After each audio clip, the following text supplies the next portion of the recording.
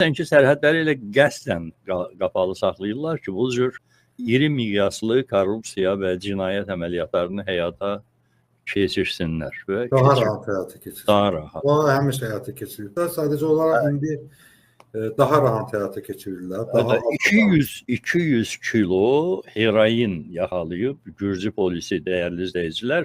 Bu məlumatı səfərinə dünən ya sırağa gün mən YouTube Xırda ilə Əfqan Bəygilin saytından götürüb verdim, qəzetçi saytından. Azərbaycan hakimiyyətinin razılığı olmadan, Dövlət Sərhəd Xidmətinin icazəsi olmadan o sərhədlərdən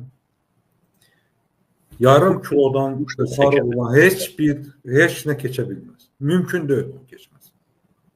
Çünki elə bir sistem qurublar ki, oradan narkotik maddədən, sərhədlərdən belə nəqliyyat vasitələrindən, minik maşınlarla, yük maşınlarla keçirilməsi qeyri-mümkün. Qeyri-mümkün. O birinci halda 2014-cü il biabırçılığı var Azərbaycan dövlət sərhədində. Gürcülər 3 ton, 2900 neçə kiloqram. Ton, söhbət ton gedir, bəy. Ton. Bir maşının kilodan çıxmışdı. Yəni bu 3 ton 3 maşının, 6 maşın, 10 maşının içində keçmir. Bir maşının içində keçir. Daxil olub Azərbaycan ərazisində İranla, Azərbaycan ərazisində hərəkət edib Qırmızı körpüdən keçib Gürcüstana, Gürcüstanda tutub. Azərbaycanın 2 gömrüyünü keçib, 2 sərhəd məntəqəsi. O da bir giriş bir də çıxışdı təbii. Sonra da deyirlər ki, bundan Azərbaycan sərhədçilərinin, Azərbaycan gömrükçülərinin xəbəri olmadı. Necə Gürcülər tutdular? Ona görə Gürcülər o vaxt onu çox rahatlıqla tutub aşkarlamışdılar ki, bunlar birdən-birə sənədlərə baxıblar ki, Avropaya, İranda maye sabun gedir. Bu mümkün olmayan bir ticarət.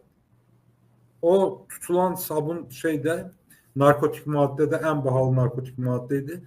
Maye şəklində olan narkotik maddə də adı da Allahın göz yaşlarıdır. Əfqanistanda istehsal.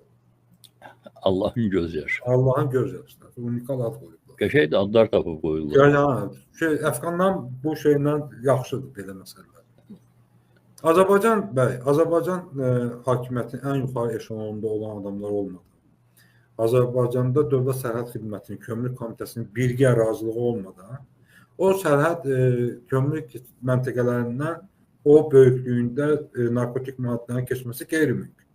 Necə olur ki, Azərbaycan Dövlət Sərhədindən 2 ədəd tuman alan adam, at paltarı, 2 ədəd at paltarı alan adamı dövlət gömrüyü aşkarlayır, ondan ya o tumanın birini ya müşadirə edir, ya pulunu alır, gömrük pulunu.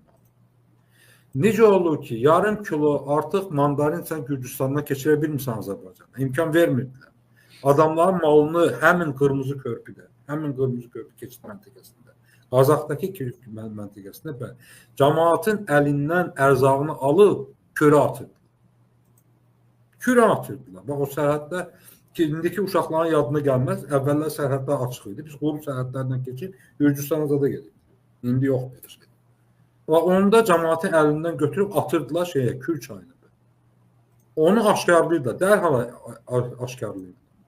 Necə olurdu ki, adamların cibindəki pulunu tuturdular ki, bunlar artıq pul keçirsən, həm filan şey edirsən. Amma şeyi tuta bilmirsən, narkotik tuta bilmirsən.